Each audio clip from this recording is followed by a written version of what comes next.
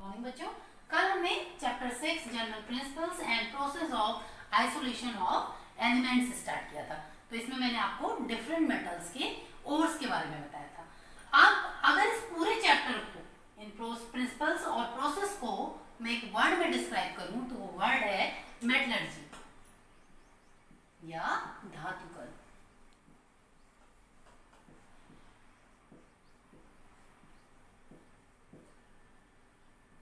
अब धातुकर्म, अगर इस शब्द को हम क्या करें, इसका संधि विच्छेद करें, दो शब्दों में डिवाइड करें तो क्या बनेगा, धातु धन कर्म, अर्थात वह क्रिया जिससे कि हमें क्या होती है, धातु प्राप्त होती है। ठीक है। अब एक सेंटेंस में मैं अगर इस मेटलर्जी की डेफिनेशन लिखूं तो वो होगी अयस्कों से धातु का निष्कर्षण।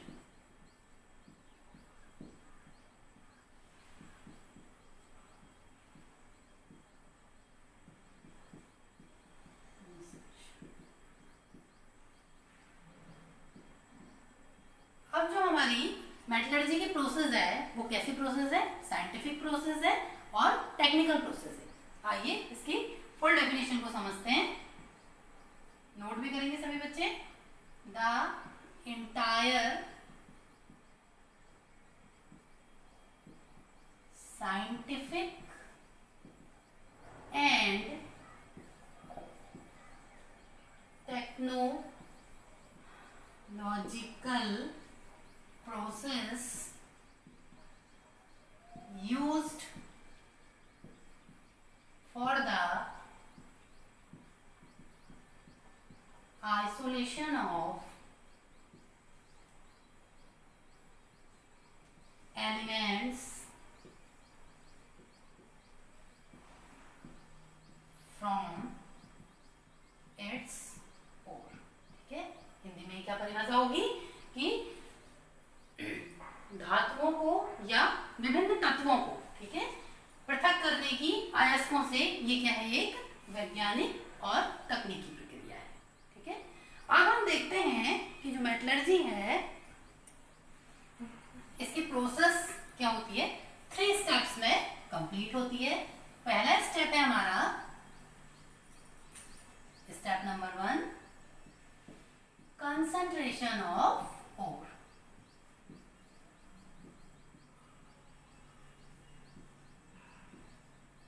अयस्क का सांद्रण। तो सबसे पहले हम क्या करते हैं, पहले स्टेप में अयस्क का सांद्रण करते हैं। स्टेप नंबर 2 है आइसोलेशन ऑफ मेटल। इसके बाद हम क्या कर देते हैं, धातु को अयस्क से पृथक कर देते हैं, धातु का पृथक्करण। फिर तीसरा स्टेप है हमारा प्यूरिफिकेशन ऑफ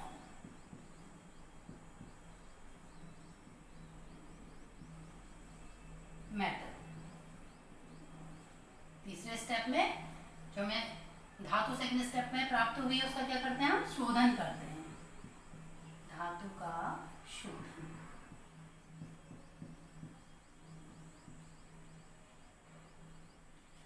तो ये क्या है, हमारे धातु कर्म के 3 स्टेप हैं। अब हम देखते हैं कि किस प्रकार अयस्क से शुद्ध धातु प्राप्त करने के लिए इन जो है स्टेप्स में हम विभिन्न प्रकार की क्रियाओं का प्रयोग करते हैं। ठीक है। तो अयस्क खानों से हमने सबसे पहले अयस्क प्राप्त किया।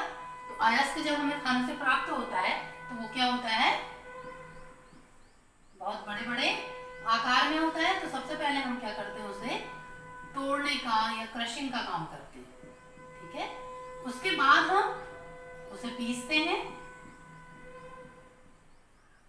और क्या करते हैं, उसका पाउडर्ड फॉर्म बनाते हैं। उसके बाद हम उसमें से अशुद्धियों को पृथक करते हैं। तो अशुद्धियों को पृथक करने के लिए हम क्या करते हैं, उसका सांद्रण करते हैं। अब जो हम अयस्क हमारे पास है, अब वो कैसा अयस्क है, सांद्रित अयस्क। तो स्टेप 1 हमने यहाँ पे अप्लाई किया है।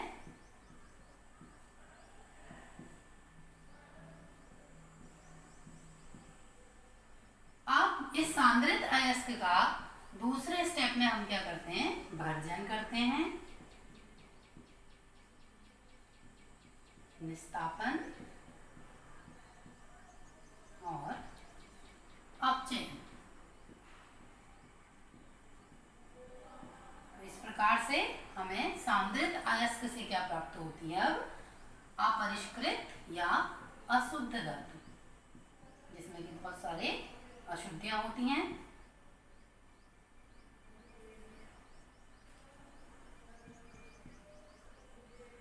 अब क्या करेंगे, हम शुद्ध धातु प्राप्त करने के लिए इस अपरिष्कृत धातु का शोधन करेंगे। ठीक है, तीसरा स्टेप हम यहाँ पे यूज करेंगे।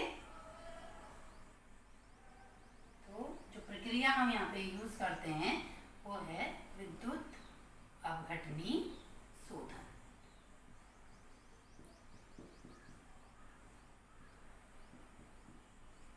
इससे हमें फिर अंत में क्या हो जाती है, शुद्ध धातु प्राप्त होगी।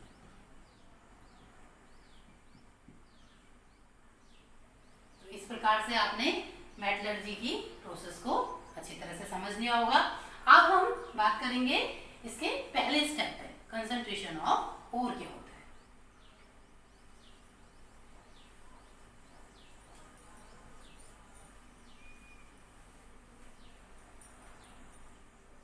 खानों से जब हम क्या करते हैं, अयस्क को प्राप्त करते हैं, तो उस अयस्क में जो है बहुत सारी अशुद्धियां होती हैं, रेत भी उसमें होती है, मिट्टी भी होती है, और भी उसमें क्या होती है, बहुत जो है इम्प्योरिटीज होती हैं। तो इन सब को मिला के हम क्या कहते हैं, गैंग कहते हैं। एक तरह से समझ लें कि इन सब अशुद्धियों ने अयस्क के विरुद्ध एक गैंग बना रखा है। इस तरह से इसे याद कर लें। तो अयस्क से गैंग का पृथक्करण ही करना हमारा क्या कहलाता है, अयस्क का सांद्रण या कंसंट्रेशन ऑफ ओर कहलाता है। Concentration of ore.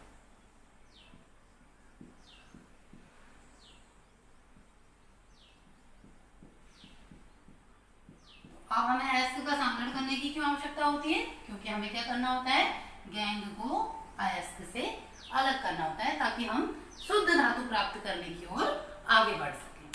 अब अयस्क का सांद्रण करने की बहुत सारी विधियां हैं।